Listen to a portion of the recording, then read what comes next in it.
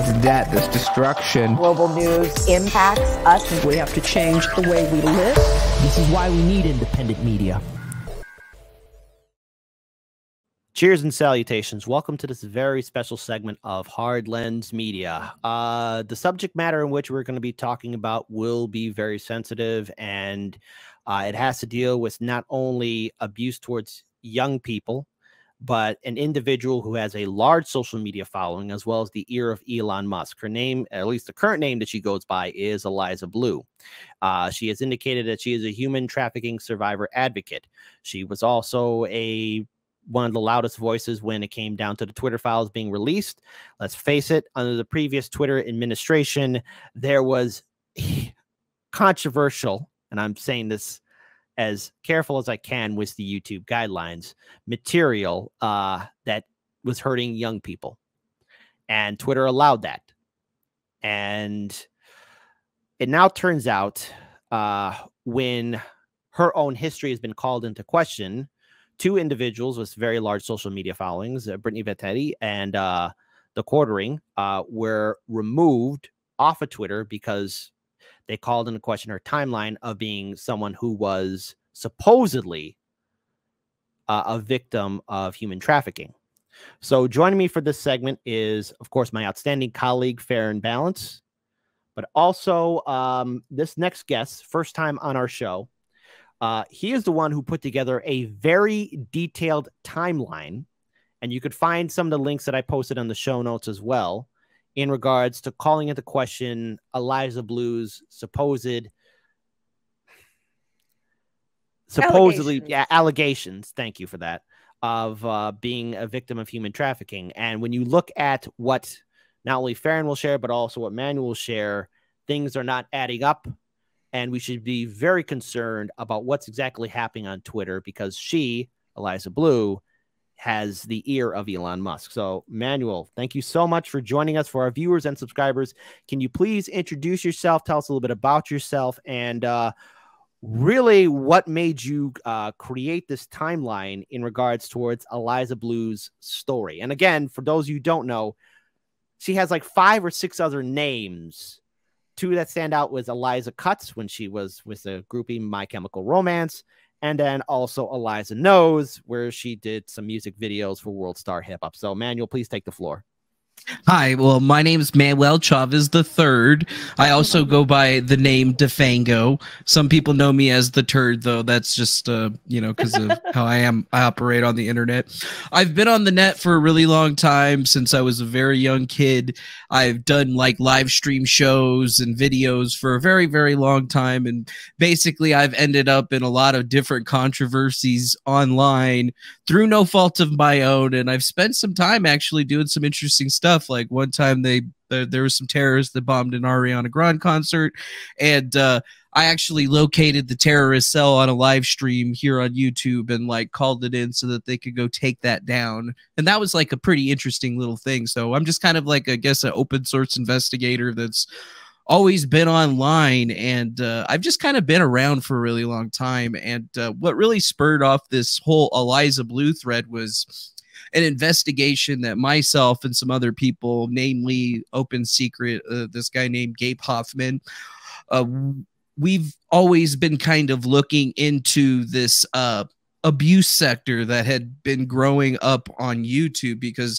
ever since 2016 and the gate of the people who like to eat pizza became very, very popular, there was a lot of these people that were in the SRA movement that had started popping up almost overnight, and they all had very wild stories, and it was very hard to follow. So we, as a collective group, started looking at each individual case before, you know, we decided that we wanted to, you know, put a stamp on it. And Eliza was a situation that started for about 2 years ago with me, when I first initially started to interact with her, asking about her history, you know, kind of just being like, hey, you know, you said that this stuff happens, you know, we want to help. We got really good people that could help you here. You know, we just kind of wanted to ask you a few questions. And overall, I had done an investigation on her background background because I had realized that I actually knew her from the past because we actually had crossed paths through some mutual friends and on a couple of specific websites. So I had a lot of knowledge about her history, and it just kind of struck me as odd that it had never come up in, you know, the many years of her existence online. So, you know, I wanted to really treat it with kid gloves and didn't want to really like push the subject. So like over the last 2 years, I've been kind of trying to get it all out there, but she just never would answer a single question. And eventually she blocked me. So I just decided, you know, I'm going to put this thread out and then just kind of figure out what's, you know, I'm just going to put this stuff out there and then I'm going to let the people that see it decide, and I'm just going to kind of let it lie. And that's basically what it's done. Like, you know, ever since I guess Brittany Venti and Jeremy from the Quartering picked it up and got, you know, censored for it, it's, you know, obviously kind of out there now. And I think it's a lot more about what specifically happened with the Streisand effect more than anything specifically, because, you know, I always wanted her to prove me wrong. You know, I just wanted her to answer some questions because, you know, what we've seen in the past with these types of advocates and survivors, the ones that are legit usually will at least say who it is, right? You know, they'll talk about it, even if it's in private, not public or whatever. So like actual real investigators could look into this stuff and, you know, make some actual determination on what the best course of action to do. Because, you know, if you haven't taken legal action, if you haven't filed any police reports, so on and so forth, there's a lot of things that, you know, a survivor is supposed to do in order to actually, you know, like get a legal claim done. And when it comes to some of these people, you know, they don't take that action. And that's what usually makes us investigate it deeper. And, you know, there's a couple individuals, namely one of them was named Becky Percy. Another one was named Fiona Barnett, who, you know, had a very similar operation on how they existed online. And I mean, and basically what Eliza is doing right now is exactly what they did when we started asking questions. She started blocking people, more people would ask stuff, and they kept blocking more and more people, and then and to the point where they basically stopped talking altogether. Now, one of the you know, things that's really interesting is that when all this happened, and I have like a quick little timeline too, in case people are like, here, let me go and pull that up here. This? Yeah. So this is Eliza Bleu. So what happened is she kind of really came around during the Twitter Files stuff, because when the Twitter Files came out, there was a thread where it talked about CP. And everyone was like, you got to talk to Eliza Bleu. You got to talk to Eliza Bleu. She's an advocate for this. And I listened to all the Twitter spaces because I covered the Twitter Files, you know, each and every one as they came out, and even had it airing live of her talking with Elon. And everyone was like, okay, well, who is this girl? So to kind of give you an idea of what's happened these past, like this last week, okay, you had Brittany Venti, who is also a human trafficking advocate. And these pictures come out of her, and you'll see them in a second, but she goes, hey, Eliza Bleu, the sensitive topic, you don't have to go into detail about being trafficked, but I'm hoping you could clarify a thread. There are claims that, and videos in this thread that conflict with the timelines that you gave and could distract from your anti-trafficking messaging. That thread was from the man you see right below me. Brittany Venti retweeted him. She goes, I know trafficking comes in a lot of forms, as we saw with Andrew Tate, but I'd like to know what's up here as someone who is also very vocal on human rights. Then all of a sudden, she says she comes back and these tweets are deleted. So what are they were removed, and because for violating policy. What were they of? She posted these pictures of her and these music videos. They were screen grabs, because this is one of those things where it's like, okay, were you held against your will? This seems consensual, but it's not. Well, then she sees that those tweets are taken down, and Eliza comes out and says, I'm going to address this one time and one time only. A non-consensual photo was posted of me yesterday on Twitter. The photos have been removed. The source of the photo has also been contacted, and I'm preparing to escalate to the full extent of the law. Twitter did an outstanding job, and they will be excluded from legal action. There won't be anyone else involved. I've spared. I take things all the way, and I have no chill. I'm a survivor advocate, and that doesn't stop with advocating for myself as a survivor. I'd encourage my enemies to study the law. I've been for many years. It might stop you from making rookie mistakes in the future. One of my really good friends who's a constitutional lawyer was like, I don't know what law she's using, because if it's out there in the public sphere, it's a music video that's been out there for 6 years, and you know, it doesn't seem like she was held against her will, and there's screenshots. What's going on? My good friend Anna, Star Wars girl, she's like, oh, that is such bull. The photos were from a public music video you censored, consented to, that's been up on YouTube, as I said, for over 6 years with zero age restrictions. From World Star Hip Hop too, by the way. I mean, come on. You didn't From like that. Q, the guy that started it. Yeah, you didn't like that. So you and your goons abused the Twitter support system to get Brittany Venti banned. It's effed up. Stop lying. And then this is a little snippet of Brittany also talking about another tweet that she got taken down. If she's addressed it before, let me know. Maybe she was trafficked via coercion. I don't know. And all I was doing was asking about the music video, because she's an anti-sex trafficking advocate and she has these music videos. And that's just one of them. There's multiple. I found 3 of them and I just posted about one. The thread that I quote tweeted had some more videos and things that were kind of conflicting with some of the timelines she said, if they had their information correct, because I believe she claims to have been trafficked once in her adolescence and once in her adulthood. And so that's the next thing is, as DeFango had mentioned, that it was open secret. To kind of give you a background of those tweets, Open Secret also was a movie. It was about peas in Hollywood, right, DeFango? Yes, it was about peas in Hollywood, namely exposing Bryan Singer and a few other guys like in the crypto space now. Okay, cool. So, well, not cool, but thank you. Imagine a public person who earns their living off of internet donations, raising awareness, claims to be a sex trafficking survivor, refuses to name her abusers. Wouldn't naming abusers help the others to stay away from them? The public person claims she won't name her alleged traffickers due to a fear of violence. Her father is a local elected official who got hundreds of thousands of votes running for lieutenant governor of Illinois a few years ago. She's got nothing to worry about. A public person naming their abuser makes them safer. Why? They have no motivation. The abuser has no motivation to silence the victim before the victim can name them, since they have already been named. If anything ever happened, the abuser is the first person law enforcement would look at. She had claimed that her trafficker was a high-profile athlete. What? Yeah, she said it was other women. They said, why doesn't she name the athlete to warn the other women? And then she says, Eliza has blocked us, or sorry, Open Secret tweeted, Eliza has blocked us, so feel free to her to help protect women by naming this high-profile athlete she accuses of trafficking her. It's really weird to see a person speak one way today, then see them 5 years ago speak in a completely different manner, accent tone.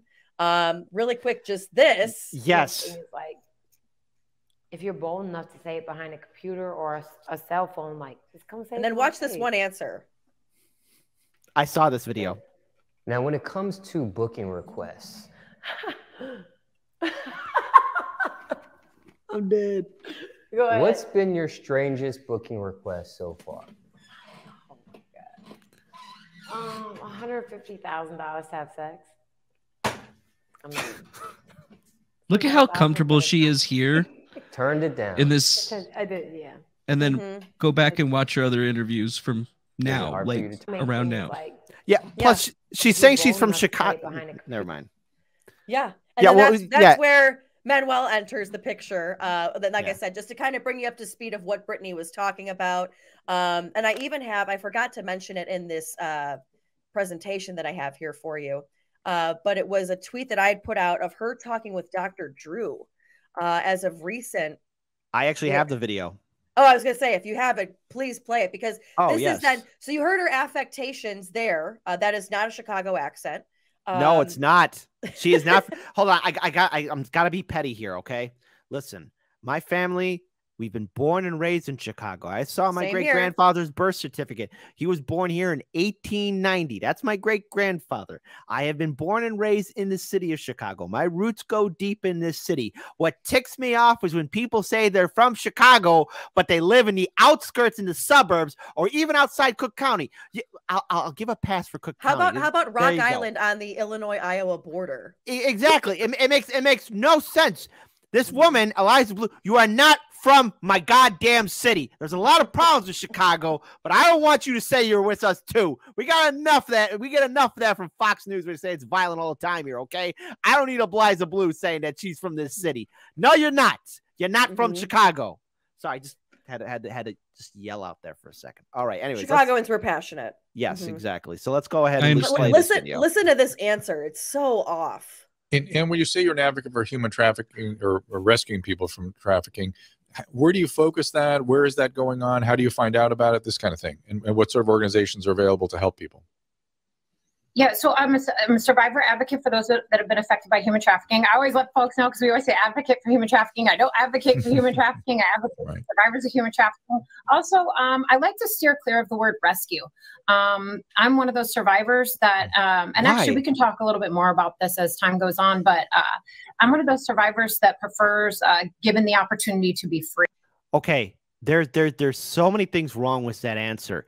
If you are an advocate against human trafficking and abuse to young people, you would want to promote groups and organizations and talk and name your abuser.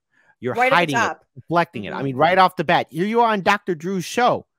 You can easily, this is a large platform. You're talking to a very influential figure.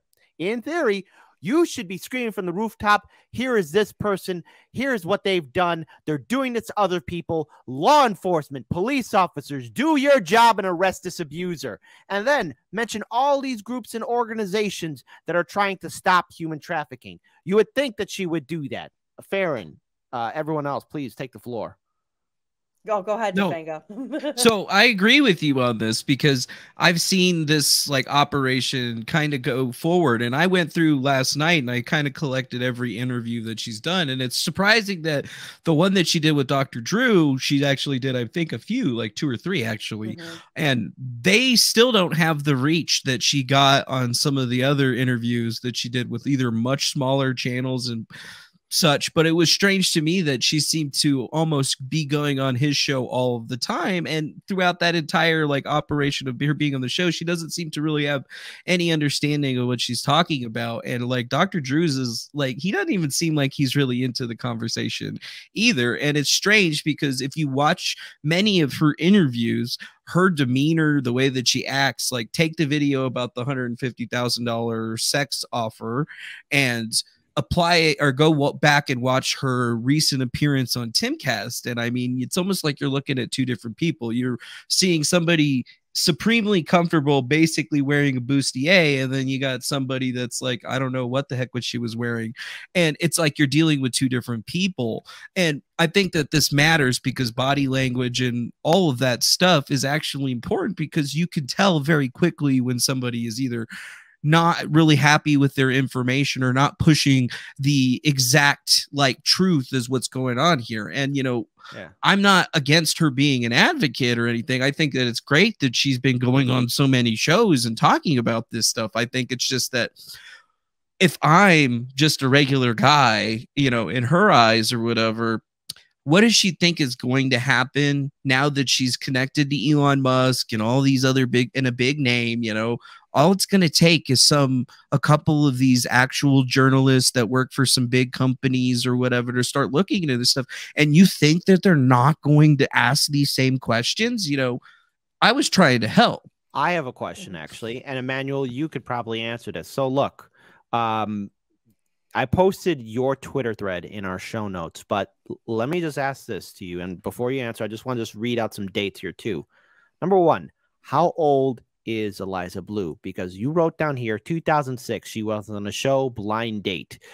She was 21 years old at the time. 2007 she was a groupie with My Chemical Romance, and apparently if you ever read the Reddit and look up Eliza Cuts, the Reddit thread on that, turns out she was an ever-living nightmare for not only the lead singer, but for other people in that band. 2016, refuses sex work for $150K. 2022, she was 15 years old, and at 17, she stated that she was trafficked, setting the date at 2007, which makes no sense. And by the way, folks, again, I want to share this with you guys. And again, Farron, you brought this up here too. And let's if you want to pin that, here we go. Case. Here we go. Putting this in my timeline, just so you know, this is Eliza Bleu's father. Representative Richard Morthland, Republican, 71st District. There's his office. There's over his 10 daughter. years, by the way. Over 10 years. So if whoever her quote unquote abuser is, you're messing with a government official in the United States Congress. You would think this father would be lifting up Olympus to find out who hurt his little girl, but that's not the case, is it? Manuel? No, Manuel, no, it's not the case. So Eliza Bleu, according to her, she's 41, which puts her birth date at around 1981. So in order for her to have been 15 years old and going to the Warped Tour, she would have had to have been there during the very first years of it. And if you know anything about the Vans Warped Tour, the dates that she sets for being there doesn't make sense because it literally wasn't even in Chicago those years. It was in Michigan. And it was only towards a little spot. It had gotten purchased by Vans and they expanded the tour, but specifically these dates don't make sense. And then when you apply her being homeschooled by her parents out on the farm that they keep or that Farron keeps talking about, which she still lives at, by the way. Now you got to think about it this way, is that on its face alone, like her story about being a Vans Warped Tour doesn't make it makes absolutely zero sense.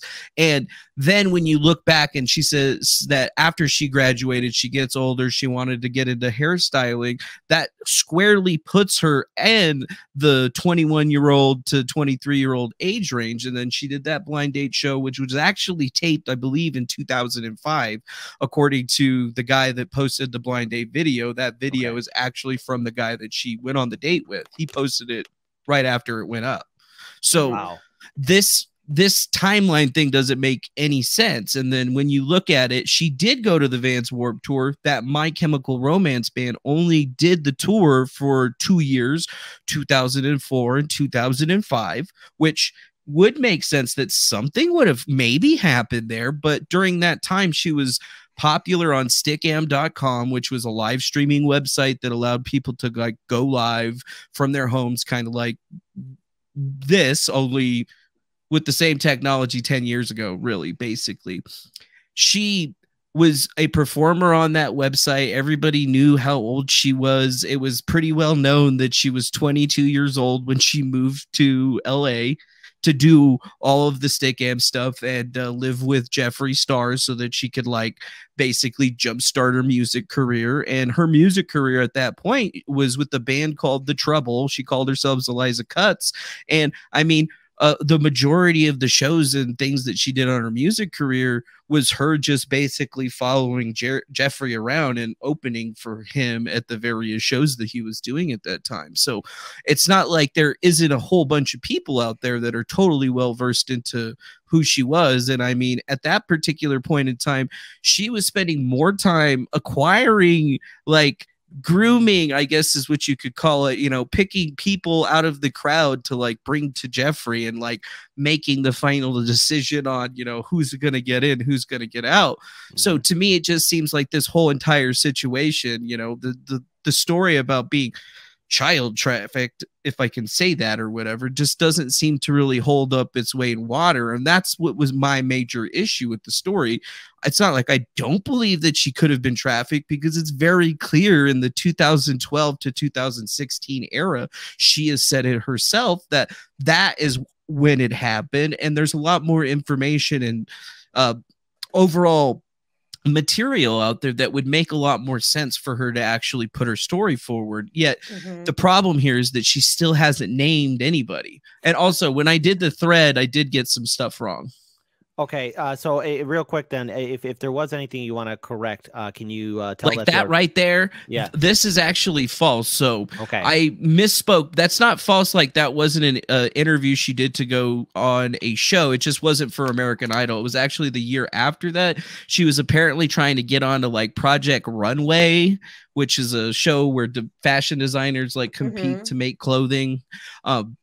So like I represented that particular link, but she also did do American Idol. And if you look at her time frame is basically up until 2008. She was big stuff with Jeffree, but she had gotten ostracized out of that community because of the whole this fan fiction that she wrote about her dating the guy from My Chemical Romance, and then she kind of like disappeared from the internet at that point, and that's when her reinventing herself situation came through. She renamed herself to Eliza Sipe, and then started trying to be an American Idol, and then that didn't work out. She reinvented herself again, and then all of a sudden was like a video vixen, and changed her entire the way that she spoke and basically everything about her. It's like, you know, what we're seeing is that she's basically kind of like a chameleon. Like she can move into almost any different type of operation that she wants and be kind of successful in it.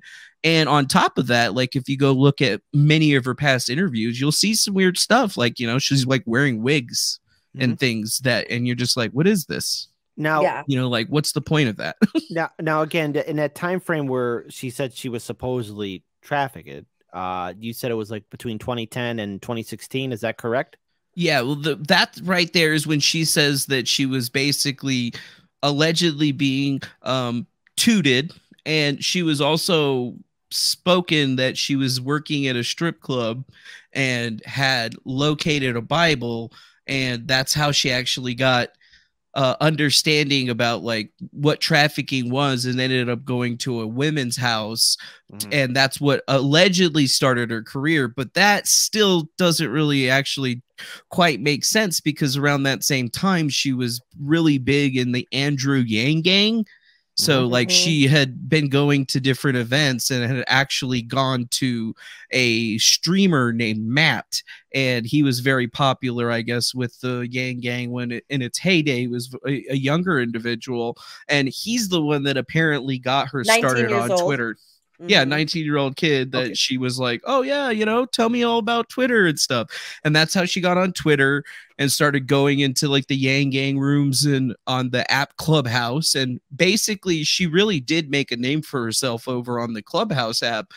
And then obviously everyone migrated from Clubhouse to Twitter Spaces. And then that's basically kind of where we fall in with her. So Eliza had already been making the rounds, going to very many different like shows. And then she spent a lot of time in Spaces talking to people, and really folded in with Mario Narfall and Kim.com and those groups when they were doing the, you know, Twitter files. And then she really started getting, you know, super huge. And it's weird because nobody asked any questions about any of this stuff. Like because nobody would assume that somebody would lie about that. And that's my one thing, that where there is, you know, with her being on Tim Pool, mind you, you had many people like Adam Krigler and the manager for Tim Pool who does his booking coming out and saying that this coming out and saying, you know, this was terrible that Britney did this. She deserves that deserves a ban, and calling for the censorship again over these pictures that are just they're already out there. And here is the bigger overarching problem of, you know, okay, people lie all the time. What you lie about, that's, you know, whether you're on the scale of a white liar to a psychopath, you know, that's you, boo. But the bigger problem here, and we have been saying this, I said it from the very beginning, and I've been saying it over and over and over again. Elon is not the savior of free speech. No, because I said, what's going to happen? I said, what's going to happen if Tesla gets a bad review and somebody tweets it out? Is he going to let it stay up? Oh no, it hasn't even been 3 months, folks. And some little bird that's been chirping in his ear that has Elon's ear and Twitter support just got somebody banned because of pictures where it shows your ass. You know, there is a thing, and I want to get Manuel's response on this as well. Look, when Elon took over, Eliza was quick to capitalize on it. And the one thing that concerns me, or there are many things that concerns me, is that number one, here she's claiming to be an advocate against human trafficking. I'm trying to think of the long-term consequences it could do to those organizations and groups, to where, okay, people are just asking questions about the timeline, and they're not, and I don't think Britney's tweet in any way, shape, or form was aggressive. It was more of, hey, can you clarify something? Can you at least explain or elaborate more? No way. I mean, well, also she was asking what kind of trafficking, because she even explains too. She's like, a lot of people think it's like Taken, where they put a bag over your head and they run and take you away. She goes, there's different types, and she wanted to clarify because she even says in her video, this could be a type. She's like, because there are, you know, if you remember Backpage.com and stuff, she's like, there was promo videos done of girls. She's like, I want to make sure that this isn't what this is. Yeah, exactly. And the thing is, if that did trigger Eliza, well then, okay, that means also she has a support of Twitter support. She's able to get access to them. I could theorize that she has her direct contact information to where she's not going to speak to some assistant manager. She's going to speak to the main head honchos. No, she's texting Elon. Yeah. Or either that, if not to Elon. Elon's probably telling tech support, like, hey, listen to everything that she says and no questions asked. And to which I have to say, okay, well, if this is the environment we're going into, what has fundamentally changed about Twitter? Nothing at all. Meet the new boss, same as the old boss. Take it away, my friend. Well, yeah, I know. I totally agree with you on that. And I didn't start really caring a whole lot about it because, like, if you look at where we're at with that open secret tweet, I had just lost another Twitter account at that point. So I was going back and remaking a new one. And that's, to me, was kind of where I was like, I'm going to leave her alone and kind of see where this thing goes. And that's when I started to realize that she was being more opportunistic with this thing. And as soon as Elon decided that he was going to do this Twitter thing, you know, like there's a number of people that have, you know, basically become like these Elon is the savior types and such. And with Eliza, it's almost like she forced him into doing that Twitter space with her that everybody always tells me was so amazing because they stopped CP on Twitter or whatever. But come to find out, NBC News was doing a story and they researched the exact same hashtags that quote unquote Twitter had taken down, and they were still active. They were still active. And there's also, because I actually talked about this on my locals, because a friend of mine who works for one of the Supreme Courts, a state Supreme Court, he brought it to my attention. He said, this is going to be a big case. It just happened here. It's going to the Supreme Court, where you do have human trafficking via Twitter, where it's people will put up CP links and tweet them out, and people will retweet them, like this network. And it's a case at the Supreme that should be heard this year. Whether they have a decision or not by May or September, we'll find out. But basically the case is who should Twitter be seen as a human trafficker, or should even those people that are retweeting these tweets be held under federal prosecution for human trafficking because it's online? Who's responsible? And that's a big Section 230 question that's come out via Twitter multiple times. And that's where, when I saw her talking about this, I was like, okay, I wonder if she's talking about this case that's coming down the pipeline. And then, like you said too, then NBC is doing a special on it. So it is very opportunistic things that all come together. I feel like Charlie Day in that meme where it's all these, you know, things are all like bullet. Well, there's one thing that people forget is that before Eliza was big, there was another lady named Layla Milkowait who was working with Exodus Cry, another like government or like organization against trafficking, and they were going after Pornhub. Okay, because Pornhub was having a lot of issues because they basically didn't have age verification. And Layla Milkowait was actually the person that brought that whole entire thing that Eliza is now taking credit for, or everybody gives Eliza credit for. So Layla was the one that was at first so vocal about the video of the 13-year-old child that was being shared on Twitter that Twitter did not do anything about. And this is what gets me, is that, you know, like I don't feel bad, but, you know, like I connected those two together so that they started working together. And if you notice, you could kind of see that they've basically been supporting each other quite religiously throughout this entire time. And a lot of people are now also questioning that specific relationship, because technically Eliza is just talking about the efforts of other people and then getting all of the credit for it. And I think it's important that people understand that, you know, a majority of the stuff that Eliza talks about is just stuff that she heard from either Lila or somebody else, and then is just basically redistributing that information without actually pushing a source link back. Or even not giving credit to said individuals who are bringing that story to light. You know, I'm glad that you did bring up that story with what was happening on these adult sites, Cornhub. You know, again, got to be careful with YouTube and all this other stuff. Right. But again, I apologize, folks. I hate it too, but YouTube is a stickler because we got struck 7 times. And one of those times we got hit is when one of our colleagues, Kira, did a coverage on that story, and YouTube's algorithm and its infinite big brain wisdom said that we were showing explicit adult material when we were covering that story, when all what my colleague Kira was reporting and showing was articles from the New York Times, Washington Post, and other media sources that were covering that story. So no adult material.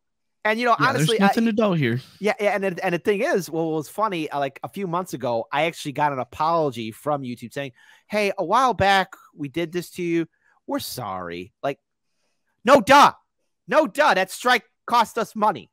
So, so in other words, Eliza is hopping on board and following people and then making it her own. Now, look, maybe something and here's the thing happened to her, but a part of me is thinking, does she have regrets that she was part of some, I don't know, controversial or maybe explicit videos on World Star Hip Hop, and now you're just trying to cover that up or say that's not what really happened? Because look, the business is very predatory. I mean, the media, Hollywood, music industry, it is filled with scumbag individuals. I mean, we have seen. Well, and that's the thing is now there's another one. There's another one coming out too. Now it's all these people that were around Elon during the Twitter files. They're getting picked off one by one. I just got blocked by one this morning. Ian Miles Chong. Yes. Chungus? Oh, yes. I love that guy. No, I don't. He you know, says that he originally worked for Rebel News, then he got let go, but then he said he still was working for them. He openly, like, he at first never admitted it, but then admitted it in an audio recording that he doxed somebody because he was like, oh, he was, I wanted to hurt him, and I needed to figure out a way, and swatted them. Mean, yeah, maybe one would swat. And then when he did do it, the sheriff's department actually like flashbanged in front of his house by the dog, and it killed the dog. And there's actual audio video that the quartering actually recorded of him laughing about it. And he is also known as taking people's articles, posting them up on RT, and complete plagiarizing and calling it his own. Because now RT picked him up as a writer, which I'm like, what are you guys doing? Oh no! But you didn't see my thread on him? I haven't seen that one yet. You need to look at my thread on him, because his history is far deeper than that. Like, this guy was selling influence on Reddit before he got onto the Rebel News, and he goes all the way back to like Something Awful. And a lot of people don't know this, but he is actually the person that started Gamergate with Brianna Wu. He's actually the person that was behind that whole entire situation. And so when the Twitter files was coming out and I was seeing him in this space, I was like, wait a minute, does Elon know anything about some of these people? And that's the problem. And so here's my next thing. And this is going to sound, a little, but having covered the Johnny Depp trial here just outside of DC, he surrounded himself with Amber Heard and all of her narcissistic friends. Oh, you got now Ian Michael Chong, you got Eliza Bleu, you got all of these like numb-sucking narcissistic leeches. And it's like, okay, is he, he's openly said he's got Asperger's. Does he not get the social cues? Does he not vet these people? What is going on here? And then again, the fact that here the Quartering and Brittany are banned, they've appealed it. They're not deleting it. But they're banned because of this one person who's close to Elon. What is going on here? We're seeing it. There's another thing too. And look, before I pull this video up, with the time frame this happened, at least according to this person, Sean Campbell, he posted this, and he said it's titled in there, uploaded to YouTube November 2012. So it's in the time frame where supposedly she was being trafficked. But there's a full video where Eliza is bragging to her mother about being a music video vixen. For those of you who don't know, back in the day, that meant something on World Star Hip Hop. So that was something to just have. So I want to pull this video. I won't play it in its full entirety, but it'll be enough to where at least people can see it and try and get a basic understanding of it. But this is her. Hi, guys. Welcome to your first installment of Life of a Video Vixen via video.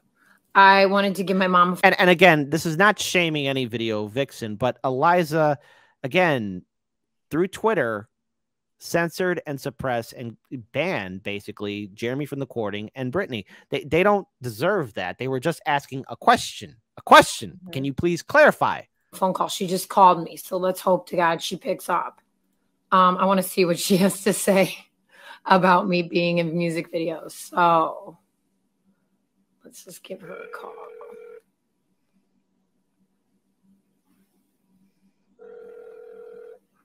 Hello? Hey, Mom, what are you doing? I just got off work. I saw that you tried to call and sent me a text message, but I was trying to call you back. Well, yeah, I was just calling you because I wanted to get your feedback and see what you thought about me being in music videos. Being in a music video? Yeah, about me being in music videos. You know how I started being in music videos and I started a blog about it. Hold on, can you repeat everything? Because I had to turn my phone off. I couldn't hear you. Did you turn it up? Yeah, I turned it up. Okay, I just wanted to see what you thought about me being in music videos. That's fine. You've done music videos before. I know, but what do you think about it? Okay, and we're gonna stop right there. There's 7 minutes of it, but I'm losing brain cells. Yeah, so I just wanted to say this. The reason why we are talking about this is because if you are in a position of power to where you could silence and suppress people for asking questions or maybe going outside the line, I do have to say again, with Elon now controlling Twitter, all right, meet the new boss, same as the old boss, and with 2 Twitter accounts who have a large social media following are asking these simple questions of, can you clarify what's going on? And now there's so many holes that are being poked into the story. I think we all should be rightfully concerned and call into question just how authentic she is. Now, I'm not saying anything bad did not happen. I think we need to be clear about that. But who is she in the right then to start saying she's going to put people into a lawsuit for a video that's been out on YouTube for 6 years? Is that correct, or am I missing something? Yeah. In the private chat, I linked you another video, and it's an interview that she did where she's discussing how she feels about that World Star Hip Hop video. It's must see. Oh no. Oh no. Okay. Hang on. Let me go ahead and pause it here. And I think just correct me if I'm wrong. It's at 15 minutes, 57 seconds in, correct? Yeah, it should be right about there. All right, let's go ahead and do that and get that set up for the people. Just you tell me when to pause it, because obviously I don't want to be breaking people's brain cells. And the reason why we are, again, talking about this is because her story isn't adding up. And plus, she's saying she's an advocate for survivors, but she's not naming who the abusers are. She's been on a lot of large platforms and now is removing and canceling people because they're just asking for clarifications. If you look at the original tweets that Brittany and, yes, even Jeremy from the courting sent out, you have to bend yourself backwards to try and think there was any form of malicious intent. I think it's just more of a, hey, I just have a question. Can you clear it up? And then we're going to move on with our lives. Defango, you were already blocked, right? From Eliza? For a while. Yeah, okay. Yeah, like a whole month. All right, so let's go ahead and talk about this. So here we are. I'm really happy that the World Star video got released. That was good piece to the puzzle. In store, I basically, for me right now, I'm trying to get back to basics of like. That's basically it right there. Okay, and we'll stop there. So yeah, just that one little piece right there is like, yeah. Okay, and go ahead, Farron. Well, and then she also goes on to say, like, the TLDR, where she's like, I'm starting new. I'm going to have my social media, but I'm going to own it myself. I want to empower other women, and it's not about the money. And she does this whole, like, act, and you're kind of like, and then you see her on Dr. Drew, and then you're like, DeFango said, like, is this the same person? Who is this? And the other thing that I want to share with you too is tomorrow, she is speaking at a human trafficking survivors event. Let me zoom in here quickly for you. Hang on. Where did I go to zoom in? Shoot. But she goes, this is her tweet. Let's go. I'm speaking at this event next week. Register below. Says no survivor ever. Like, you're not going to a football game. You're going to speak on, you know, a really tough topic. And then you see it's in Cedar Rapids. So, because she's on the Illinois-Iowa border, tomorrow from 9 a.m. to 12 at the Mercy Medical Center. Question is, are you getting paid to speak? Which I'm sure she probably is. And people have been talking about how they either want to go on the live stream and, you know, but also people have been messaging, I guess, the event people saying that you invited a fraud, which is kind of insane. But hey, I did not tell people to do that. Yeah. Nor are we as well. But people have reached out to me and they said, I live in the area. I'm going to go check it out tomorrow. But, you know, here's the thing. I even told this to my dear friend Chrissy Mayer last night, who's a comedian, because she was like, oh, you know, people don't heckle. And I was like, yeah, but at the same time, how many comedians do you know out there get heckled just for telling a joke? Well, wait a minute. This person's pretending to be a survivor when it clearly looks like they might not be. I mean, well, I'm glad you brought that right. Well, I'm glad you brought up Chrissy Mayer's name, because she was on Chrissy Mayer's show too, and on top of Brittany Venti. Yeah, with Brittany Venti. I didn't even know that. Wait, but here's the thing, because I do follow Christy on Twitter, and she posted this tweet, which is kind of sad. It's like, oh crap, I thought we were friends, because again, she was kind of asking a question into that, and she even retweeted your Twitter thread which I've shared too. So I mean, Eliza's kind of burning bridges with two people that I guess thought they were friends with her. And look, Eliza said that she's been a victim of trafficking, but also saying that she's an advocate.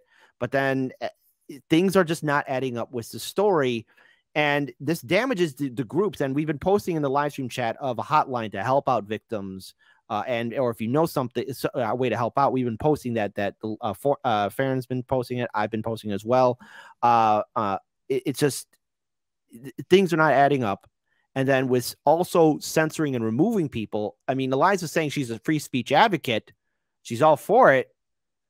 What Brittany and Jeremy were asking wasn't any form of violence. It was just a question. But I guess a question has threatened one of the lords of Twitter, and she has deemed, well, you must be silenced because it breaks my story. I mean, it's just what now lies in the future for Twitter and everything else. It's the same. We all know the BS on Facebook and on Instagram, but also the crap that you get on YouTube. What comes next? That's what I have to ask. I mean, the Jesus is King arc, that's what's coming. I mean, that's what I've seen happen so many times in the past, is that I see she's going to basically be silent. She's probably going to still do her event, and she's going to come back online, and it's going to be Jesus is King. I'm a Christian.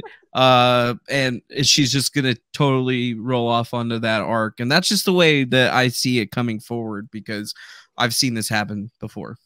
Yeah. And I think the one that we can kind of look to in the case of all of that is Jack Murphy, where he kind of just has gone on and lived his life and pretended like nothing ever happened.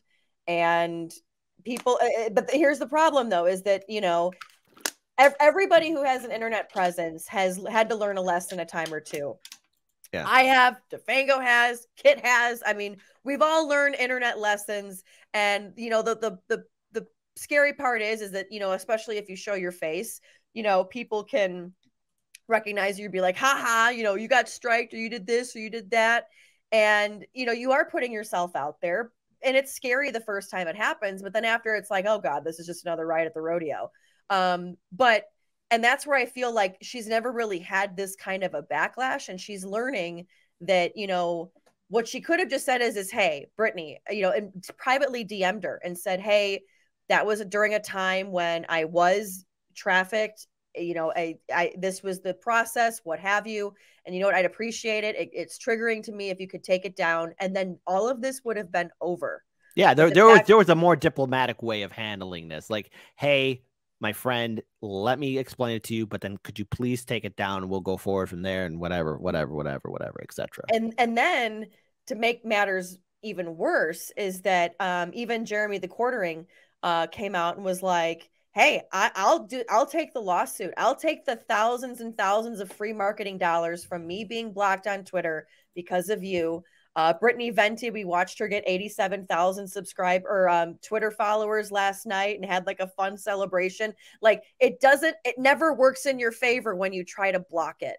It never does. I've tried it, and you're just like, what am I going to do? The internet's going to pop up somewhere else. The internet never forgets, you know? And that's where I think, I don't know if she had learned this lesson before or not. Clearly, I think the way she handled it, but I also think she felt, and this is just me speaking for my own idea, I think she thought, I'm at the top of Twitter, I can do whatever the hell I want. Power, absolute power will corrupt you, absolutely. And I just want to bring up two things. First of all, look, I saw Jeremy from the Courting, so I'm just going to quote him on this. Elon does have a type. I think we've all said it. He did date Amber Heard, and there's a famous picture where it looks like he might have a little shiner under his eye. Not making allegations. He could have walked into a door. I'm just saying. But Casey McIver writes, next, Elon is her boyfriend. And we also got a super chat, too, where Armagod tipped $2. Can we get Project Veritas to investigate Eliza? That's something to bring up here. So that is an issue. So right now, Farron had to step out real quick. We'll bring her right back. So what comes next? Because I'm kind of wondering. Okay, here you have a person who has all this power and influence in social media. She's speaking at events where, look, I think we all can agree, human trafficking must be stopped, and it needs to bring awareness to it. Will there be any form of accountability? Will she address this, or is she just going to get away with it and everyone's going to forget about this in a week or two? I think that she might get away with it, and everybody's probably going to forget about it in a week or two. She's in a very precarious position, it seems, but it's not like this is an untenable situation. She could very easily just never say anything about it and just come back and just completely shine it off. And I mean, ultimately, yeah, she'll lose followers, but eventually it's not going to truly matter. I mean, if she really wanted to handle it like with the best of intentions, she would probably just come out and name some people and, you know, clear up the timeline so that it makes a little bit more sense, and then, you know, dunk all over me. That's exactly what I expected to particularly happen. You know, like, I didn't think that this was going to be that much of an issue. And, you know, I have to honestly give it up to Brittany Venti for particularly pushing forward on this, because, you know, I had gotten quite a bit of attention on my thread, but like, it wasn't until she decided to do this. And I mean, this is all self-imposed, is what people got to understand, is that she went out and said that it was non-consensual videos, yet the reality is that it wasn't. It was actually something completely different, right? And then we have videos of her saying that she actually really liked that video and it was perfect for her. It was a great piece of the puzzle.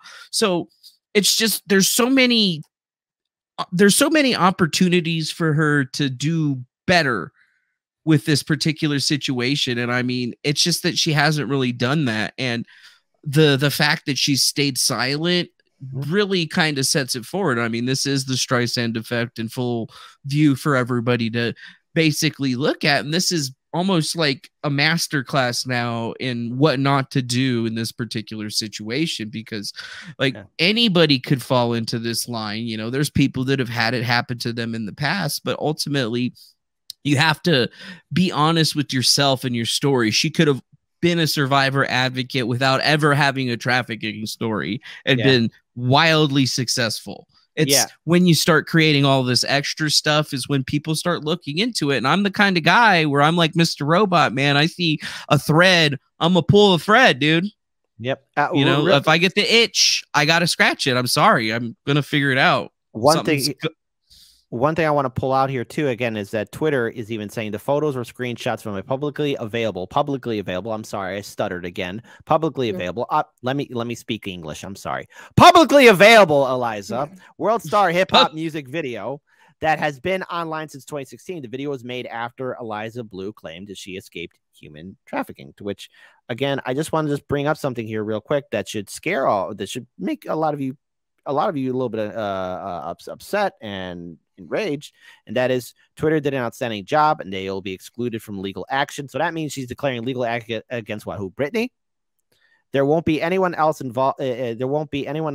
Spared. I take things all the way and I have no chill. Oh, wow. Great. I'm a survivor advocate, and that doesn't stop with advocating for myself as a survivor. I encourage my enemies to study the law. I have been for many years. It might stop you from making rookie mistakes in the future, to which I have to say that video is publicly available. It's on the internet. It's forever. It's immortal.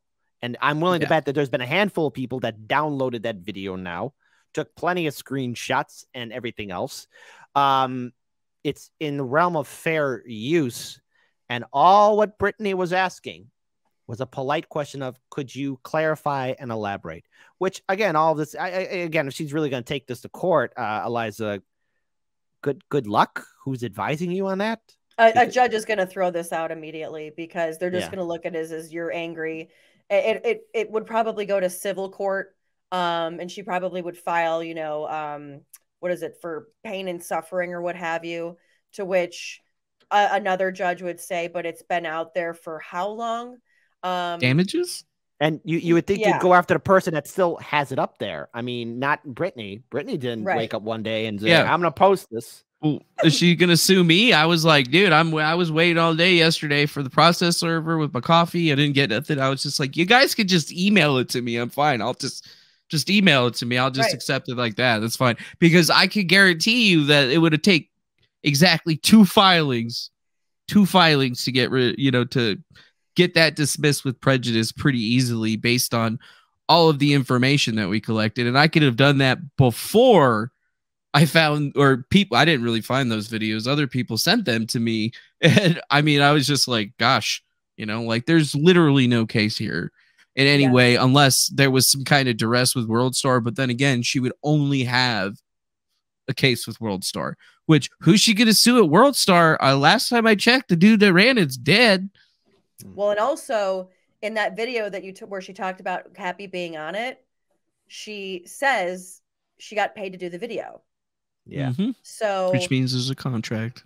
Exactly. And that's the thing that I think is the biggest letdown in all of this. You know, in the news, when I was had to do a half an hour newscast every night, we always ended with what's called a kicker. And we always said, what sells the most? What's the one that lightens the mood for everybody after hearing the death and destruction in your neighborhood? Children and puppies, and kittens. Whenever you see animal abuse of any kind or child abuse, it naturally has humans have a visceral, are you kidding me effect. I mean, you even go to prison, and that's why those kinds of people are treated differently that do that kind of stuff there, because they're looked in the world as things that are helpless, things that can't defend themselves, things that aren't as big, as strong as everybody as an adult. So that's why when people hear about child human trafficking advocacy and stuff like that, people are immediately inclined to say, like, what can I do to help? What can I do to help? When you have stories like this, and again, this is still all allegedly with her because she's been silent on the issue, but, and I hate to say this, but it's like, I really hope you're a real survivor. I really do, because this is going to look awful if you're not, but also this is going to really trigger so many survivors out there that actually are, that now are going to have people say, well, prove it. Well, prove it, because all these other people fake it. I say, first of all, Farron, spot on. And Manuel, I apologize. I said your name wrong earlier in the beginning of the show. I apologize. No, you said it right. Okay. Oh, I just chop it down. I'm Manuel. I say I'm Manuel. I am Manuel. Oh, okay. All right. All right. Emmanuel. Like in the Bible, like that. That's what my name is. I just don't use that name because people get weird. So as we are wrapping this up, I mean, first of all, fair and outstanding point. Outstanding work was that Twitter thread, and thank you for the corrections, because obviously I think it's very important that people know that there were some mistakes in there, but you corrected on air. That's fine.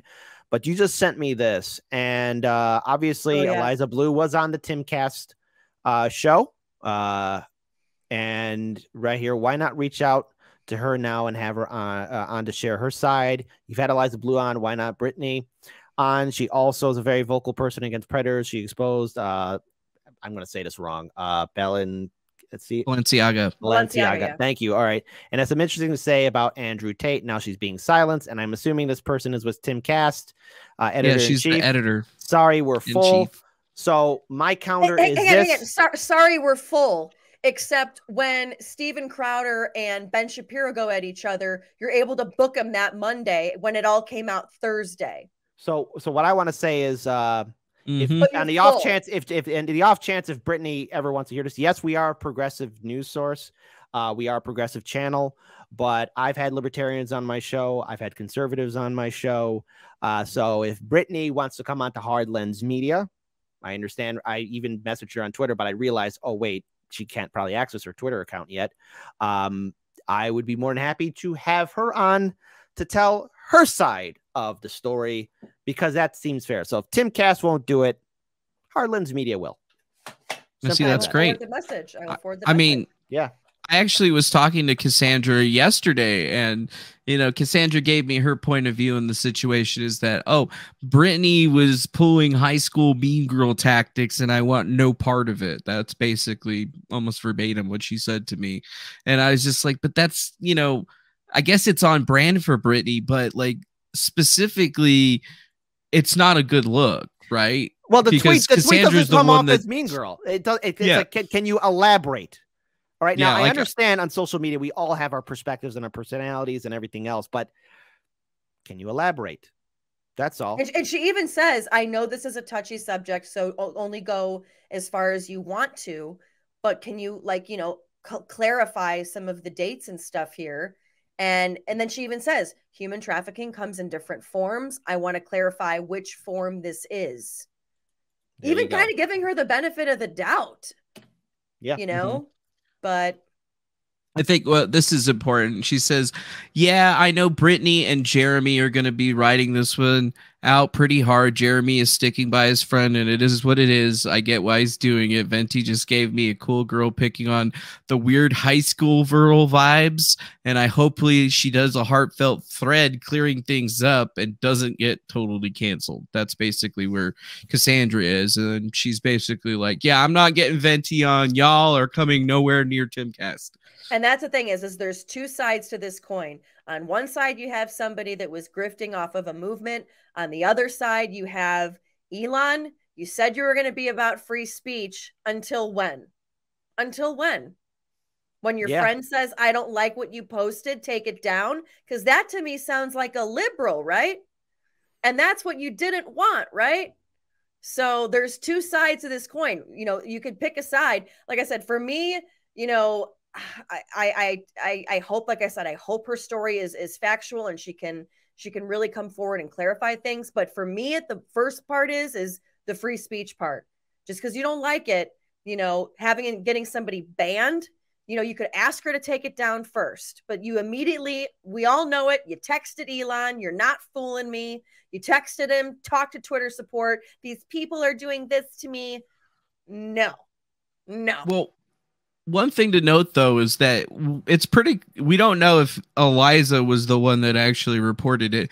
We have her second in command that everybody's supposed to talk to, this AJ Amarabilis, who I reached out to her. I reached out because she followed me, and I said, thank you. Hey, I'm from Hard Lens Media. Thank you for the follow.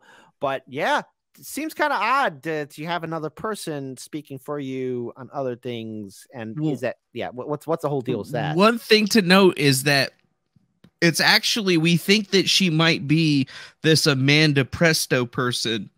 It's an in alt reality, it's an alt account for Amanda Presto from the Daily Wire. So like, we've been trying to figure out exactly, you know, why this person is so invested in all of this stuff. Because when I first made my thread, like, Eliza didn't talk to me. She blocked me. And the only person that came at me was her. And ever since then, instead of Eliza doing any of the dirty work, it's always been this person. So I always thought it was very strange because that chick seems to be very, very invested into her story for some reason. And I guess it would make sense if it was somebody, you know, from the Daily Wire that was doing their thing. Agreed. Doing a little puppet master thing. Because she's got somebody big that's helping her get to all of these people. There's no way that you would have been able to get on all of those different shows by just simply messaging those people like directly. It just wouldn't be possible. And mind you, you actually also have a great thread as well where you go through basically just about every single appearance that she does, and she does go on from the left to the right. She's gone on with friend of the show Tara Reid. She's been on with her multiple times. Agreed. All the way up to, you know, to Dr. Drew, who's just doing it as a doctor, to then Tim Pool. I mean, all these different people. So she does a wide range. And again, you even give her credit in your tweets, and I give her this credit to it. She is spreading awareness of it, yes. But as far as giving, you know, the exact, you know, messaging, exact stuff like that, hotlines, what have you, you're not seeing that a lot. You're seeing it more about her than actually about the cause. And that's where I think people started to question things. And then I think what really tipped it off was when she was on with Andrew Tate, and she said that she was speaking for these 2 survivors that came forward, and then a survivor of the Epstein Island. And a lot of people looked at it and was like, this is weird. She was acting very weird. And you know what? Her lips, man. Yeah. And when people, you know, the internet always wins. And when people start seeing stuff, you know, and especially that's the other thing too, is when you want one thing removed, they're going to find 9 other things that you never wanted them to see then, because they'll start digging. I mean, the internet sleuths win every single time. Agreed. You know? So it's crazy. So as a final note, Manuel and Farron, Manuel, we'll start with you. Where can people follow you online and social media so they can support your work or know when you're uploading content and so much more? Because again, you could find his Twitter thread in the show notes, as well as a few other video links as well. So I want to give the floor to you, my friend. You can find me online at Manuel Defango, or just searching for Defango. You'll probably see me, pick me up, and I'm pretty open. I try to talk to pretty much everybody. I'm, you know, kind of a regular guy. And I also did post a thread of all of the different instances that I've had online that people could probably talk shit about me for.